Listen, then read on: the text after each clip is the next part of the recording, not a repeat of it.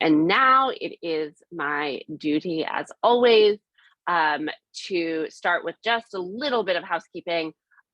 Very exciting times. Early bird registration for NNPN's 2024 National Showcase of New Plays is now open. We are doing early bird registration only until January 19th. So less than 2 weeks, get that registration in. All of the detail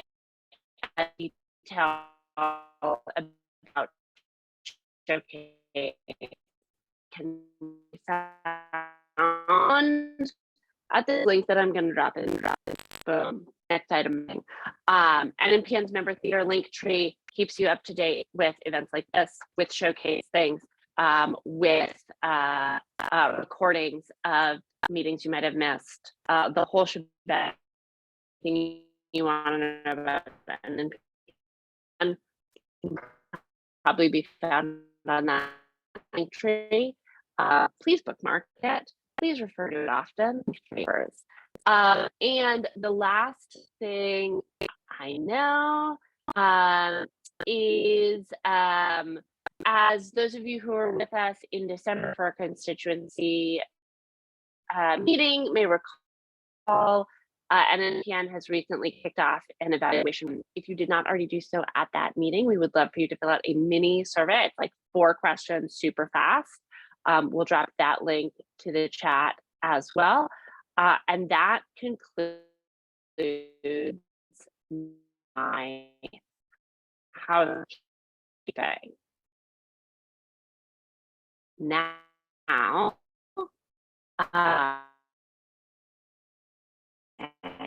we're going to get to have Alex, Leslie, Caro with us. I'm going to drop their bios in the chat and over to.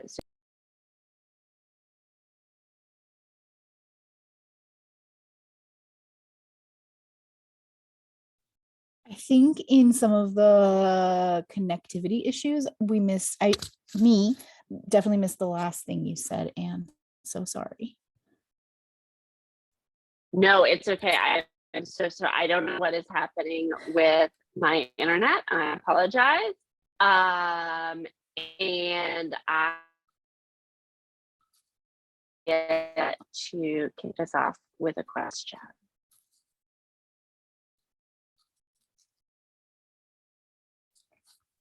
I'm going to assume you're saying, sorry, am I kicking us off with a question? I was inviting Sophia to kick us off with a question. Love that. Sorry, y'all. I'm not sure what's happening. Perfect. So I am introducing Alex Meda, Leslie Ishii, and also Caro. And for the first question is, for many NNPN member theaters, it's been a year or several since they first crafted anti-racist, anti-basist statements or plans. Alex, what trends across the networks are you noticing from your vantage point? Leslie and Caro, how is that work currently showing up in your organizations? What does deepening, continuing, and refining that work look like? And I'll drop that question as well onto the chat. Thank you so much for that really deep question. I will share a couple of beats, but the real interesting stuff I think is going to be coming from Caro and Leslie today. So I'm going to try to keep it short because I could talk about this for like 3 centuries. So, and if you happen to be somebody, I just want to say this caveat. If you happen to be somebody who shows up in one of the trends I'm going to talk about, like, this is not judgment. This is, you are not alone, is what I'm going to be pointing out. So I just like want to like kick off with that, right? There is no right way to do this work. There's just a lot of lessons and a never-ending journey. So a couple of things that as I've been like reading through a lot of the plans is on this spectrum of those who are not detailed enough. And what I mean by not detailed enough, I mean, we see some statements that are about what we're against, But we're not including either things like timelines or how we're connecting it to programs, or how does this land in this sector of leadership or this part of the staff, right? So we're hearing quite a bit about what we're against and not how maybe what we are for, or how we're going to combat, check in and dialogue about the things that we don't want to do or the things we want to stop doing. So I'd say it's a pretty big trend. And that's not just in our network, that's just at large as people start this journey. Another big trend that I want to name, and if you're doing this, it's okay, but you can relinquish this idea that we don't want to report out or revisit sharing the status of anything from an announcement we made until we are fully done, perfect, and figured it out, right? Like we only want to update when we're done with something, when we've hit a milestone of change work, rather than sharing the ways in which we're trying something and maybe it didn't work. And so we're coming at it from a new angle, right? So I am so excited about figuring out how to support you all in moving towards this idea that the more you share where you're failing and what is working on your journey, the deeper the relationship you're going to be making, just as an organization, but also with your audience and your different stakeholders. Sometimes we are being overly ambitious. We want to show how invested we are in change, that we say we're going to change 30, 40 years of history of ways of doing something in one season or 2 seasons, right? We're just scratching the surface at that point. There is some change that can go really fast, but I think we're all scared that if we go slow, we don't go quick enough, we're going to be seen as not committed to this work. So that's a trend I'm also seeing a lot. And then lastly, there's so many more, but and this is a little bit more from my experience rather than the plans that I've seen, but we can get stuck in the intellectualizing, in the thinking this is a vocabulary lesson and that we're doing the work when we are stopping people from saying the wrong words rather than caretaking to people's needs and feelings and engaging in the work of trying something, not just talking about something. So those are just some things that we all at different parts of the journey are going to come up against, or a wall we're going to hit. So I don't know if that's like a jumping place for the second part of the question for Leslie or Caro, but I'm going to leave it right there for the moment and pass it on. Yeah, I'm happy to jump off of that a little bit, Alex, and thank you so much for sharing some of those trends or themes or notions that you've gathered from kind of where the state of the field is. And I don't know, I think it's always important to recognize that as cultural workers, this is very much a work that we are doing, but like these are questions that everybody is grappling with and certainly have been grappling with in the last 3.5 years. But this work, I think, one of the exciting things and also one of the daunting things about doing anti-racism work, doing equity work is that it's ongoing. It's always ongoing, and it like you say, Alex, it's a constant process of iteration. It's one of those things where when I think back to We See You White American Theater and the list of demands that came out in the summer of 2020, and how that was an opportunity for speaking for Crowded Fire, for us to look at the ED&I work that we had been doing and say, okay, here's a structure of a plan that we have. Can we compare it to this tangible list of requests, demands, action items, but not treating the checklist as the end all be all, right? Something that we chatted about, Alex, is that the anti-racism plan, the anti-bias plan isn't it doesn't stop on paper, right? And the important thing about the plan is being able to internalize those values. It's about building out a scaffold. It's about getting your reps in, so to speak. It's about building up muscles or building up the ability to think about or shift a cultural consciousness about anti-racism, so that that gives you kind of more capacity to do the deep work in a way that doesn't just stop at okay, are we meeting a diversity quota, or how does this fit into our programming?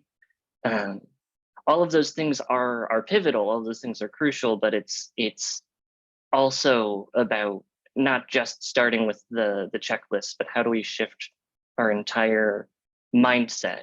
I think with Crowded Fire, one of the ways that we have been doing that is looking at our anti-racism plan, but also going one step up, kind of going one step up the ladder, one step up, and thinking about, we're in the process of strategic plan work right now, and we've been taking time to go through our strategic plan and say, okay, not just in this one statement, but in our entire ethos, are there ways that we can make sure that anti-racism work is embedded in the foundation of where we want to be heading in the next 3 years, the next 5 years.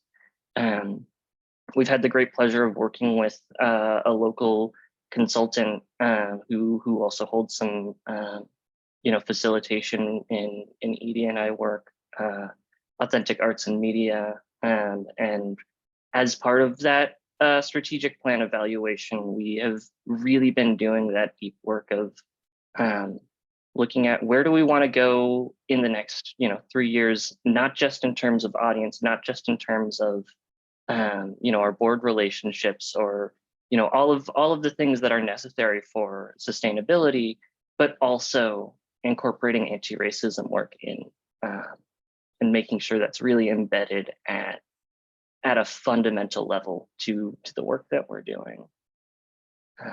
That's certainly the immediate answer that comes to mind. I'm certain I can think of more, but I'd love to pass it over to Leslie if you have strong thoughts on this question as well. Thank you, Kato, and thank you, Alex, for the prompt. Thank you, Anne and Sophia, for inviting us. What an honor to be here to speak about one of the things I'm most passionate about, that really is how I navigate my life. Maybe as Japanese American who's 4th generation, I'm also the descendant of great-grandparents, grandparents, and parents who were incarcerated during World War II in U.S. concentration camps, and continue to work for those where we're repeating history. I design direct action for those who are currently on behalf of advocating for and activism work for those who are detained at the border or in other detention centers around the U.S. Their treatment is as bad or worse than what my people receive. So we feel it's imperative that we speak up at a time when folks didn't know they could, or just were afraid, or were against and didn't speak up for my family. So all of this kind of work informs how I navigate the world and feel my best. I'm living in my values and with integrity. As far as the actual plan, maybe it makes sense. I thought when I turned in our plan and I sort of created it, and staff and board kind of course, got a chance to look at it, add input. I just sort of took charge because I don't feel like I'm a good writer, but somehow that came. So I'm like, why don't I just start it? I've got some stuff flowing. And the board thought, oh, this is our manifesto. So that was kind of interesting, and I so deeply appreciated all the input. We have a board that is, we have a board president who's Yupik and a Cree, so he's Alaska Native American. And over half of our board now is women of color. So, and that started happening as I got into this position in July 2019, and slowly we've continued to move on this, and staff have offered. Rio, we have one of your dear mentor colleagues on our board. Indra Ariaga. We've got a Japanese American elder. We have another Latina who's just come on from one of the major Alaska Native medical centers and research consortiums. So, and a Black artist in our, that is more by city now, but is also on the board. So we've just kept building the board out, and that's helped us keep justice, equity, diversity, inclusion, and access at the forefront of every process. That's what we say. It's at the forefront of every process: casting, production management, technical director keeps this in mind. On every staff meeting, we have a mission moment and a justice, equity, diversity, inclusion, access, or JEDIA moment, where staff can actually chime in. Oh, I actually was thinking about this, and here's a moment where I was in those values, or I had that in mind when we created that process, or we were in the midst of working. So we keep it really front at the forefront. But our plan itself, it actually has our land acknowledgement. And then I share my own commitments to how I met the Alaska Native elders when I came in. I feel like those are my values as Japanese American. You meet the elders in the room when you first enter. So I thought, I need to meet our elders. So I worked to just find out where their offices were, or if there was someone on the team that could already introduce me. And that started this new team having their relationship, our relationship with these elders. And then so I update them every quarter. I've put that in the plan. I've updated the plan. I should probably send the new iteration and Alex. But also what it starts to state is our values, our mission, but then how we activate that. And I've kind of learned over time with my own activism that, like, for example, we created our Black leaders in the community created this initiative. We wanted to do something in response to the Black uprising. And so we got in touch with the Black community. How do we started to see that they're spread out throughout the entire state, but how do we support connecting them so they have their own network and build their own kind of power movement, really? And we do it through their art. So we created Black Alaskan Art Matters. They created that, actually. Perseverance uses their platform and resources to support it. And what that told me was it wasn't a one-off. But one of the things is, how do you keep doing something? How do you build an initiative? How do you build a campaign, which then your practices, and you have to keep yourself in check around, your accountability around anti-Blackness. How are our practice supporting, in resistance to anti-Blackness? And so this team of curators created their own statement, and that to keep us in check. So things like that have come onto our program, ways we're taking action, how we maintain or bring iterative learning into the way our organization works, and how we hope that the intention is also through theater. We're building community, or supporting the organizing of community for our health and well-being. So I hope that speaks to a little bit how we're operationalizing. I'll also share, I can get it, we at the forefront, and hi, Peggy. Peggy got to witness some of this. At the start of every rehearsal process, I used to do it just for the shows that I direct, and then I heard from folks, oh, we should do it at every rehearsal. So now we do an orientation so that we're absolutely transparent. Land acknowledgement, how you get paid, communication. We just basically onboard people so they understand and feel like it's just fair. We do this too when we're bringing folks into contracts to work on a show. We try to be really upfront about every process, and we kind of iterate that at the start of every rehearsal. So they understand that our JEDIA culture, the organizational culture they're a part of, and what our expectations are of how you're upholding, supporting, uplifting these practices. And we want to know your input. Don't hold that to yourself and think later, oh, I wish I would have, or, well, they should have this. Give us that feedback now, because we're iterative. We want to improve upon. We'll change structures. We'll change the process so it really serves the creative process in the most equitable and just way. So those are just some ideas about how we we work at the forefront. This is at the forefront of every process. I'll share one last thing and I'll toss it back. Where we had a failure, to your point, Alex, failures are so important. And I won't name names, and it's really an organizational thing that happened. We did The Great Leap, that wonderful show by Lauren Yee. And we knew we needed to build the Asian Pacific Islander audience. And in this case, our connection to the Chinese community. And I remember one of the staff members saying, Leslie, you didn't get more audience here. And I thought, oh, is that because I'm Asian? They thought I should do that. And I was, but that was a mistake on my part. How do I, not that folks who are not Asian Pacific Islander can't go out and make new friends too, but how did I not connect a dot for them to know we're all ambassadors? So that idea of that we're all ambassadors for the theater and for community building, we're starting to lean into that more, and how to support folks to make relationships. There's real nuts and bolts about that we assume everyone knows how to do it. But we, like anti-bias, we have our bias, we have our fears that's been instilled, the racism and how we've internalized racism that's been instilled in us. And that might keep us from thinking I could just go to that community event and support. And even if it's awkward, it's new, I don't know anybody, right? It's almost like being the new kid in school again and not knowing where to sit at the lunchroom, right? So we have very deep-seated challenges that surface that we want to keep looking at. And oh, thank you, Anne. I see that in the chat. So I've started to look more deeply at how do we bring our folks along, even how do we greet people at the door? You'd be surprised how many of our volunteers that want to do that work don't know how to actually greet folks and say, hey, I'm so honored you're here. I'm such and such, I'm a volunteer.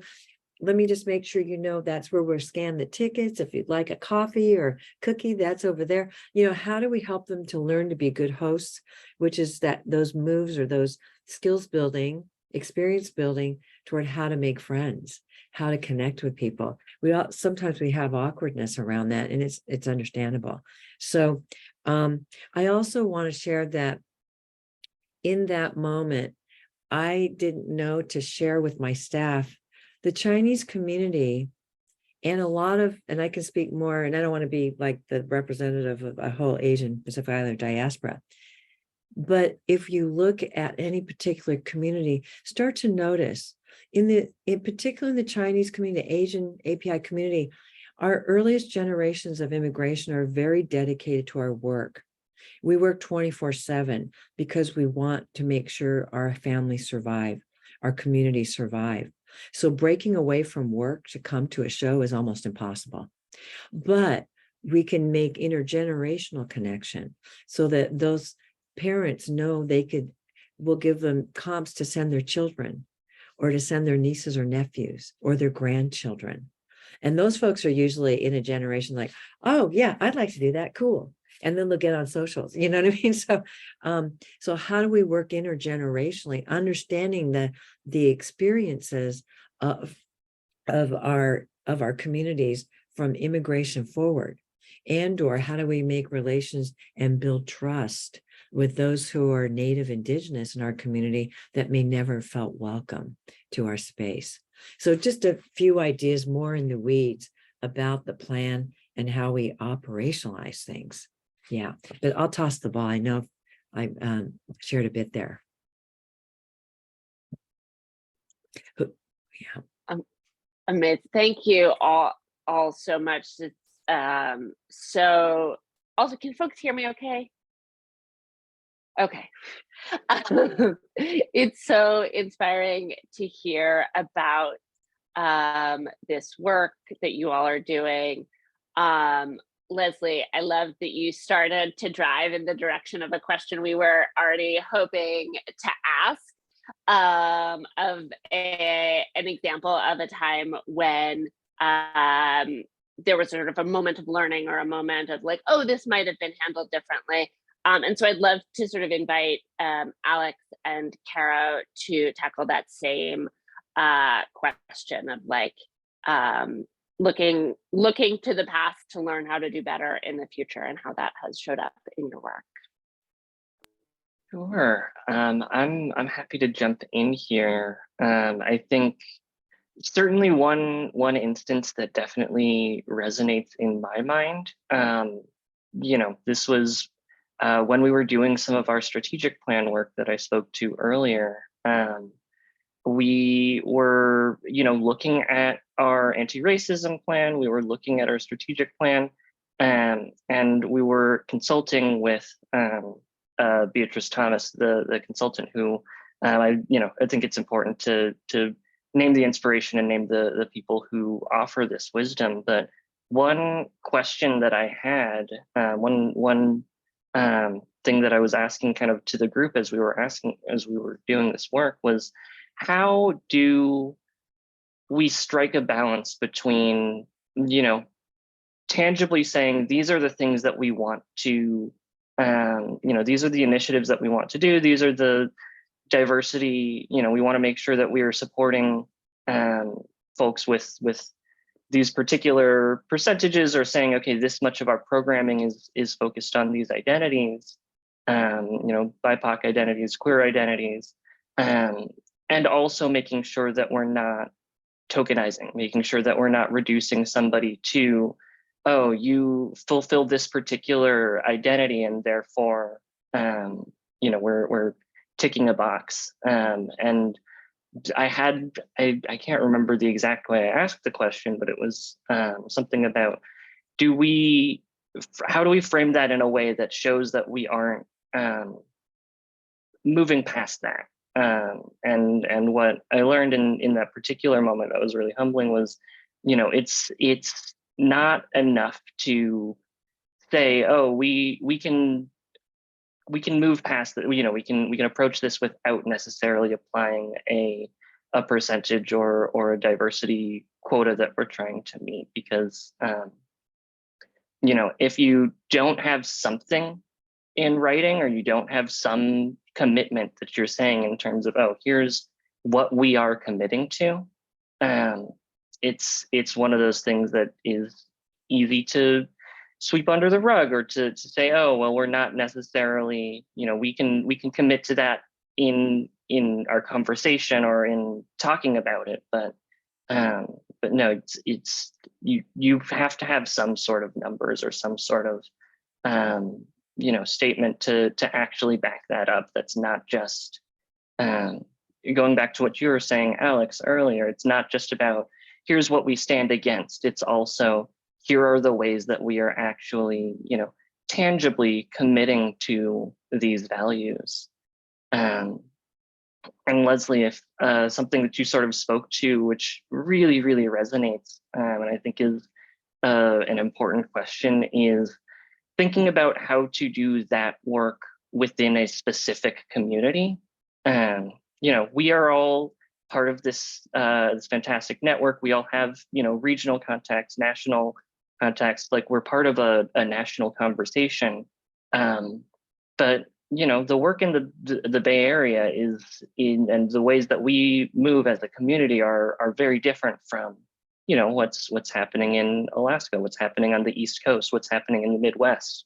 And so recognizing that our specific community has specific needs, and thinking about the ways that we can react to those particular needs is an ongoing question, and an ongoing process, because what works for Southern California might not necessarily work for us. And so really, like you say, Leslie, thinking about how we can meet our local community where they're at. One particular example of that that I think really stands out is so many of our local artists are, multi-hyphenate, really move through a lot of different theaters. We have actors who, regularly come to Crowded Fire, but also work all over the Bay, take on a bunch of different roles. And so as part of that, one thing that we've done, that that we actually received funding for through NNPN's collaboration fund was we partnered with Magic Theater and also in San Francisco and Playwrights Foundation to do an initiative called Making Good Trouble, which was inviting a bunch of different local artists to build up their skills as ED&I facilitators, as anti-racism facilitators, so that they could then, have a collective vocabulary that they could take to other theaters and say, hey, I have these skills in mediation and in anti-racist facilitation, and really, not just strengthen the work that's happening at Crowded Fire in terms of our own anti-racism work, but supporting the entire region, making sure that this is something that supports the entire Bay Area. And so thinking about what are the ways that we can learn and continue to build, not just for ourselves, but for the entire, the area that we are based in, and really building those relationships with the community as a whole.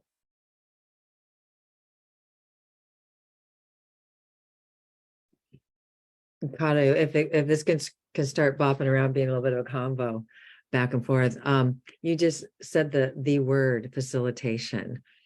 And I just want to recognize I have some staff people here, and I just actually started taking voice work, because I do voice work with our fellows and apprentice and our staff members. And because having a voice, how you create voice for space for others to have voice, so critical. So, and I have a passion in that area, but I just want to support them to build and think of all the ways they can use their voice. And one of the things we did this week, because I started to realize, oh, we charged them with running our staff meetings, and they seem to love doing it. Noah, you can chime in if that's not true. Rio, you can chime in if it's not true. But so far, so good. And it comes from our Alaska Native playwright in residence through the Mellon program, Vera Starbard, who taught us the youngest or the newest person has the opportunity to facilitate the meeting, so they get to know everybody and really get to be a part of the meeting instead of sitting back like you're the new person. So we honor that still. Also, the executive leaders go last, because if we go first, what we say might influence the rest of the meeting, right? So we're looking at equity and kind of turning things on its ear. So we go last, and then we learn what's been said, and maybe that's informing how we deliver our updates or need for discussion and things like that. So the other part I realized was, oh, we haven't given our folks any opportunity to think about how they can build their leadership through facilitation. And I've had the great honor and fortune of working with Art Equity in their trainings. I know, Alex, you're an alum, right? It's called facilitation training for equity, diversity, inclusion work. It's not just equity, diversity, inclusion work. So you don't go and they just dump things on you. You go to learn how to facilitate that work, those conversations, implement and activate those concepts, so they're beyond the intellectual exercise of it, the checklist, into how you actually begin to go deeper and operationalize it. Again, those conversations. How do you run a staff meeting? How do you actually get into more departmental discussion around these things if it's supposed to be at the forefront of your process? So it occurred to me, oh, how can I support folks to learn how to facilitate? Huge. And so far, so good. They've taken hold, and they're off and running. It's awesome. I appreciate you bringing that up, Kato. Yeah. Thank you. And, Alex, I would love to also bring you into this conversation as well. Like, as we're thinking about, going back to the trends that you're gesturing at, or the, ongoing themes that you're seeing in terms of where people, where theaters are with their anti-bias, anti-racism plans. I'm curious if you have any suggestions, or again, every region is slightly different, but are there, tangible things or advice that pieces of advice that you would offer to folks in this room as they're thinking about going back to that plan, going back to what are, the action items, or the ways to make that work. Yeah, thank you so much for that invitation. And I know that we want to also get to a few questions. So I'm going to try to go super, super fast. And we'll be sharing more information like this in future dates. So it's not your only shot. But the first thing is whenever there's a singular leader, high level, low level, mid level, any level, that is the responsible tracker, the only party really trying to bring this up, we're going to be challenged, right? So I would say everybody has a different approach to that, but like how at multiple levels of your organization, no matter how large or small, are you charging people to be thinking about this, bringing it up in dialogue and connecting your plan, throwing away your plan, starting a new plan, whatever phase you're in, into the work itself. This is the place we get really, really, really scared. The second thing is we get really scared, or I see people get really scared to actually talk to their artists, and you start as a staff, or you start from the board, or you start from leadership. And I want to encourage us to think your audience knows more about you than you think, and your artists see it all. And I find those to be really two key inputs to understanding how you are experienced as an organization, rather than how you experience or would like your organization to be experienced. We have these beautiful mission statements, but there is a big gap between who we are and who we are trying to be. And the better you know that gap, the more change you can make and the more people you can bring in to activate that change. So I'll leave it there. There's so much more, but I would say really thinking about going beyond a nuclear kind of idea on this work and making a broad map, really helpful. Y'all, this is fantastic. And Sophia, I'm gonna throw it back to y'all, unless Caro, you had something. It looked like, no, okay.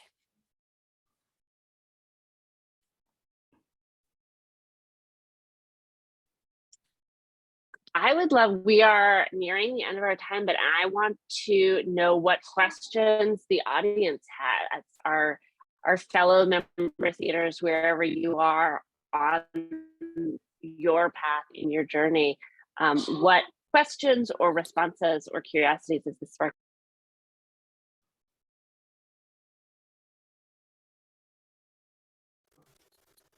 I was typing this in the chat and then you gave us this opportunity. So here I am talking instead.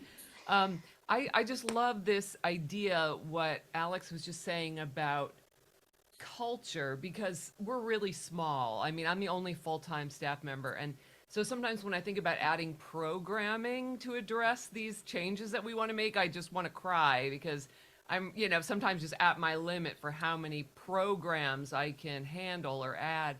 But when you think about it in terms of the existing culture and how you activate change in all the aspects that you're already working in, it suddenly makes it feel more doable and also a lot more exciting to me than kind of just attaching some new program, that is not integrated well into what else we're doing. So that has been really inspiring and liberating. So thank you. Yes, liberating from from those anchors that can make us feel like we're doing the work, but really if we're burning out in the work, then we got to shift the approach, because it's not going to help us. Yeah. Oh, thank you for that share, Laura.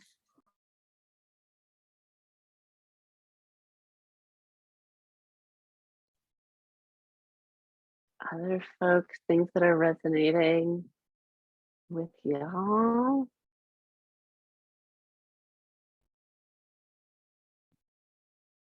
I'm going to toss it back to Sophia for one final question then, and then we will close out our day, or this meeting for today. Awesome. So for our final question, as the new year is often a time for looking back and looking forward, reflecting on the past, making changes for the future, can you share a brief experience where, oh wait, is it this one? So sorry. I think we already hit that one. Yeah, I think we're going to the next one. Yep, Sorry. you got it. Considering the emphasis on welcoming artists to spaces they haven't been before, what specific strategies has your theater found effective in creating an inclusive environment for these artists? If I could start, I'll just give some real nuts and bolts. We rewrote our company handbook. And you know me, I'm very issue oriented, looking through the lens of activism. So things like we make sure I address cars, make sure the cars we loan are, if something goes wrong, we address it now. We can't have a person of color in a car stranded and not sure if a policeman, how they'll react to them, right? There could be anti-AAPI hate and violence, there could be anti-Blackness, there could be whatever. So things like maintenance like that. We also have a buddy system where anyone that feels unsafe to text a number of us, we on the team, will come and get you. You do not have to stay in that dynamic. So we have some of the highest numbers of murdered and missing Indigenous women and people in Alaska. That issue to me goes throughout a number of marginalized groups, right? So we rewrote our company handbook with procedures and policies with things like that in mind, getting real down to earth, real honest about that stuff. The other thing is, like I was saying, we do an orientation. So folks just know exactly what our culture is and how they can get support. And we check in so they can give us feedback iteratively, and we can make changes and make sure we address their needs. Yeah, I'll just say that one of those was one of the main things. Yeah. Yeah. I don't know. I think Leslie, you've spoken to a lot of the things that were on my list as well. We were actually just talking about this in a meeting with Crowdfire yesterday, because we were debriefing one of our recent shows, and something that we have been trying is having what we call an artistic facilitator in each production, in each process. Somebody who is not, is not the director, is not a leadership role in the rehearsal room, but is a staff member on our leadership team, and is somebody who can come in, sort of like a dramaturg, but really a person who you can say, hey, I can't necessarily bring this concern up to the director. I can't bring this up to the stage manager. I'm not sure who to bring this up with. If you have questions about payroll, if you have questions about HR, if you really are feeling uncertain, what is a person that I can bring this question to, and really maintaining, okay, here is somebody who you can come to at any point in the process. And like you say, Leslie, like making that orientation known at the start of the process and saying, these are our values, these are the goals that we are trying to set for this process. And if we're not meeting those goals, please come to us and let us know so that we can adjust to meet your needs. It's about being accommodating. It's about opening up access in that way. These are so great. And I know we're over time. I just want to drop 3 tiny little things.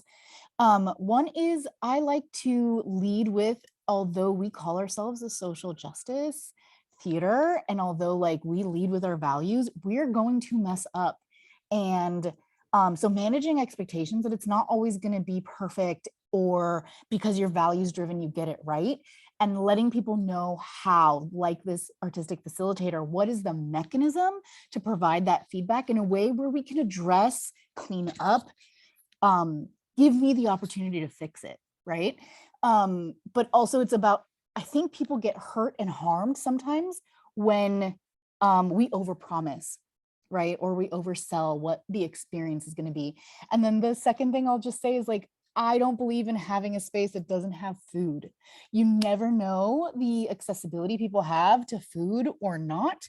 So it's a beautiful thing. It's a cultural thing, but it's also like, we have people at all different levels. And if this might be the only place they're going to eat today, and I want to make it feel so normal that there's just food and drink here whenever you need it. And there's something about that that'll calm a person down if they know that there's going to be snacks. So I know that sounds silly, but it's a thing that's important to us. I'll leave it there. Thank you all so much. Oh my goodness. Thank you all so much. I have loved this conversation so much. Sophia and I were just side chatting about how we think there will likely be a part two in our because there's just so much wisdom the three of you have offered. Sophia had to take us out before I throw a few final. I'm so sorry, and you got cut off just a bit, so I did not hear you. Any final thoughts you would like to add before we close out today? I just want to say thank you to all three of you, really, because this is very insightful, and especially for an early career person, just having these conversations just makes it worthwhile being a part of this network, and also just hearing all of your insights and knowledge and wisdom. I very much look forward to working with the rest of you all, and it's just so exciting. And thank you so much. We have to have a part two. And on that note, thank you. Be well, and we'll see you around. Bye, y'all.